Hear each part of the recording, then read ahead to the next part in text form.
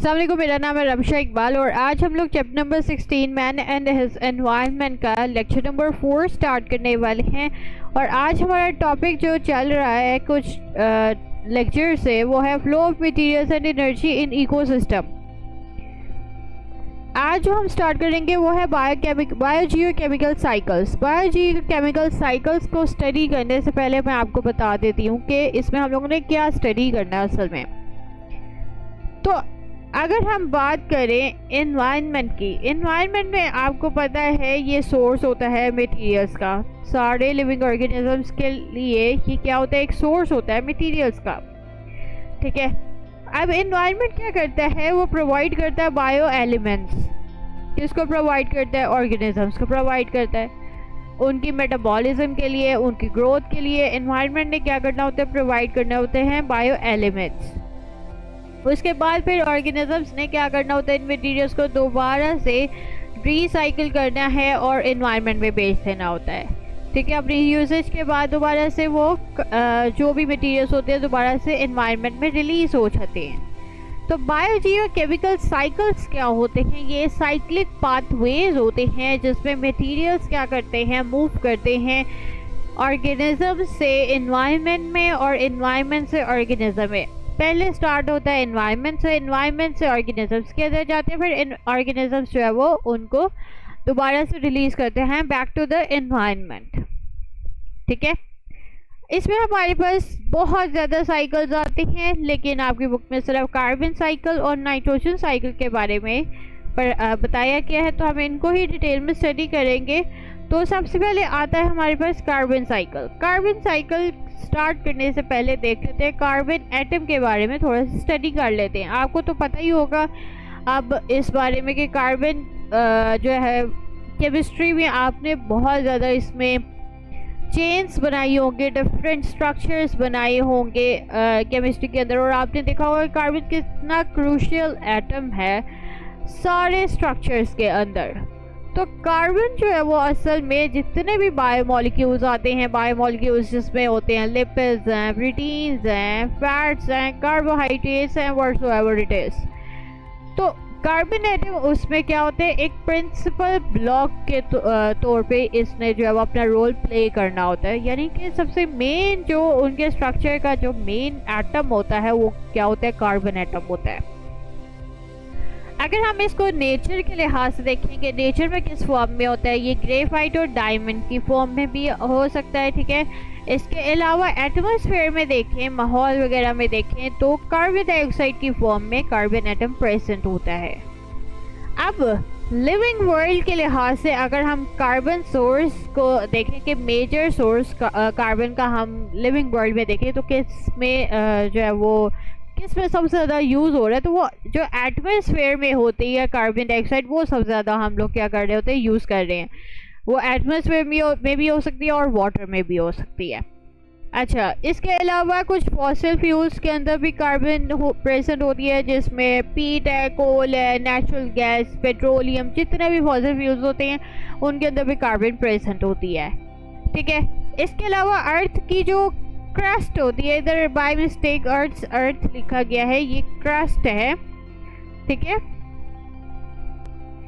ठीक है, अर्थ की भी जो क्रस्ट होती है उसके अंदर भी, उससे भी हमारे पास जो कार्बन रिलीज होती है वो कार्बन डाइऑक्साइड की फॉर्म में होती है। जो भी कार्बोनेट्स प्रेजेंट होते हैं अर्थ की क्रस्ट में, कार्बोनेट्स यानी सॉल्ट्स वगैरह जो उनकी क्रस्ट में प्रेजेंट होते हैं, उन्होंने भी कार्बन डाइऑक्साइड ही रिलीज करनी होती है।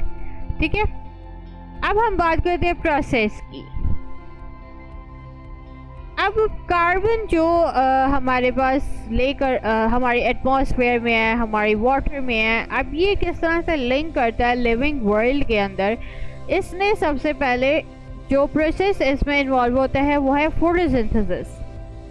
उसके बाद आगे जो है वो डिफरेंट कार्बन जो है वो ट्रांसफ़र होता है पूरी लिविंग वर्ल्ड के अंदर। तो मेन जो प्रोसेस जो स्टार्ट होता है वो फोटोसिंथेसिस से होता है, जिधर से कार्बन ने एंटर होना होता है एटमॉस्फेयर से या वाटर से। ठीक है, ये किस तरह से होता है, ये जब नीचे डायग्राम में हम लोग स्टडी करेंगे तो आपको ज़्यादा अच्छे तरीके से समझ में आ जाएगी।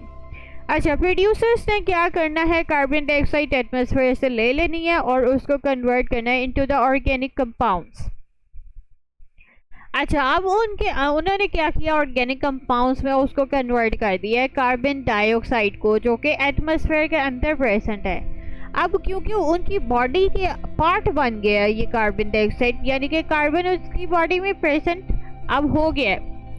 अब आगे क्या होगा कि ये जो कार्बन डाइऑक्साइड होगी, ये जब फूड चेन्स में एंटर करेंगे तो फिर ये क्या होगा, ये इसी को ये हर्बीवोर्स कहेंगे, फिर हर्बीवोर्स को कार्निवोर्स कहेंगे, और उसके बाद उनकी डेथ हो जाएगी तो डिकम्पोजर्स भी यूज़ करेंगे। इस तरह से फूड चेन्स के अंदर कार्बन जो है वो ट्रांसपोर्ट हो जाएगी। अच्छा, अब हमारे पास ये बॉडीज़ के अंदर तो सबके अंदर ये चली गई है कार्बन। अब इन्वायरमेंट के पास वापस किस तरह से जाएगी ये कार्बन डाइऑक्साइड, वो इस तरह होगी कि पहला सोर्स तो इसमें यह आता है कि प्रोड्यूसर्स और कंज्यूमर्स, आपको पता है, रेस्पिरेशन करते हैं, यानी कि ब्रीदिंग का प्रोसेस जब होता है तो हम क्या करते हैं, रिलीज़ करते हैं कार्बन डाइऑक्साइड को एयर के अंदर। तो इस केस में भी एटमॉस्फेयर में क्या हो रहा है कि कार्बन डाइऑक्साइड रिलीज़ हो जाती है। दूसरा केस इसमें ये आता है कि जब डिकम्पोजर्स जो होते हैं वो डिकम्पोजिशन करते हैं ऑर्गेनिक वेस्ट की या डेड बॉडीज़ की, जब वो डिकम्पोजिशन करते हैं तो उस केस में भी कार्बन डाइऑक्साइड जो है वो रिलीज़ हो जाती है बैक टू द एनवायरनमेंट। तो आपने देखा कि कार्बन हम लोगों ने सबसे पहले फोटोसिंथेसिस से हमारी बॉडीज़ के अंदर गया, सारे पैसेज हुआ है पूरा कार्बन डाइऑक्साइड का, और उसके बाद एटमॉस्फेयर में दोबारा से रिलीज़ बैक भी हो गई है।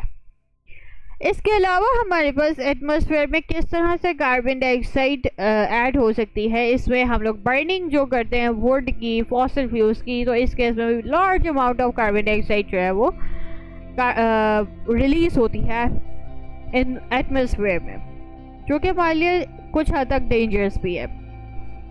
अच्छा, अब हम कार्बन साइकिल की बात करते हैं। ये हमारे पास सबसे पहले ये है एटमॉस्फेयर, ठीक है, जिसके अंदर कार्बन डाइऑक्साइड है, ठीक है। अब प्लांट्स ने क्या करना है, फोटोसिंथेसिस करनी है। प्लांट्स को कौन खाएगा, एनिमल्स खाएंगे एज अ फूड सोर्स, ठीक है। अब एनिमल्स और प्लांट्स की जब रेस्पिरेशन होती है तो उससे कार्बन डाइऑक्साइड क्या होगी, वापस चली जाती है एटमॉस्फेयर में, ठीक है। अब हम अगर वाटर के लिहाज से बात करें, वाटर के अंदर है कार्बन डाइऑक्साइड, सेम वही प्रोसेस है, एनिमल्स उसको फोटोसिंथेसिस के प्रोसेस से इनटेक करेंगे, ठीक है। उसके बाद एनिमल्स के प्लांट्स के अंदर सबसे पहले फोटोसिंथेसिस होगी, उसके बाद एनिमल्स जो है वो क्या करेंगे, उनका तो फूड सोर्स है प्लांट्स का, तो उससे भी हमारे पास बाद में फिर रेस्पिरेशन होगी प्लांट्स और एनिमल्स की, उस केस में भी वाटर में दोबारा से कार्बन डाइऑक्साइड चली जाएगी। अच्छा, उसके बाद यहाँ पे लिखा हुआ है कि अगर तो ये ऊपर हम लैंड एरिया की बात करें तो यहाँ पे भी जब एनिमल्स की अगर डेथ हो जाए, या सी वगैरह वाटर बॉडीज़ की बात करें, तो इसमें भी अगर हमारे पास डेथ हो जाती है तो फिर अर्थ क्रस्ट के अंदर जो फॉसिल फ्यूल्स होती है वो रिमेन्स बन जाती है, ठीक है, फॉसिल फ्यूल्स बन जाते हैं। तो कार्बन डाइऑक्साइड क्या हुई है, यहाँ पे चली गई है फॉसिल फ्यूल्स के तौर पे।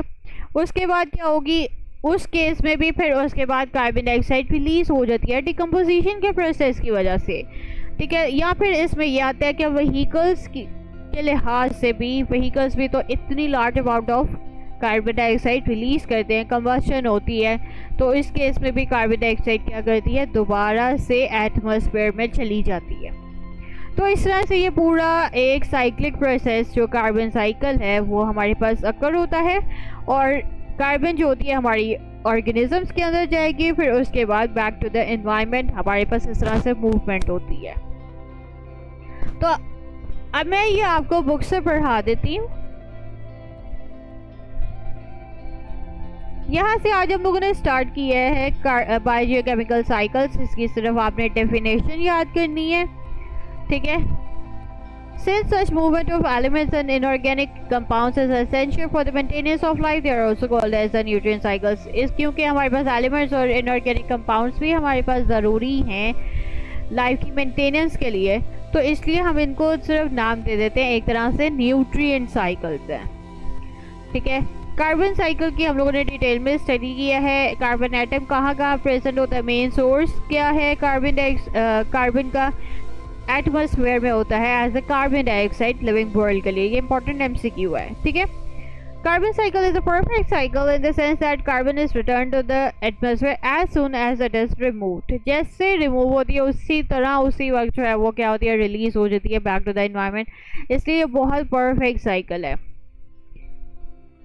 ये पूरा साइकिल मैंने आपको पढ़ा दी है, ठीक है। और उसके बाद इसमें सिर्फ आपने कार्बन साइकिल की सिर्फ आपने जैसे कहते हैं ना कि ओवरव्यू देना है कि किस तरह से पूरा साइकिल अकर होता है। आप ये अपनी वर्डिंग में भी लिख सकते हैं। The balance of the carbon cycle has been upset by the human activities such as deforestation, excessive burning of the fossil fuels. As a result, amount of carbon dioxide in atmosphere is increasing, causing the greenhouse effect and global warming. मैंने अभी आपको बताया कि हम लोग जो है burning of fossil fuels या व्हीकल्स की वजह से बहुत ज़्यादा कार्बन डाइऑक्साइड रिलीज करते हैं बैक टू द एटमॉस्फेयर, जिसकी वजह से क्या होता है, ग्रीन हाउस इफेक्ट भी हो सकता है, ग्लोबल वार्मिंग भी हो सकती है।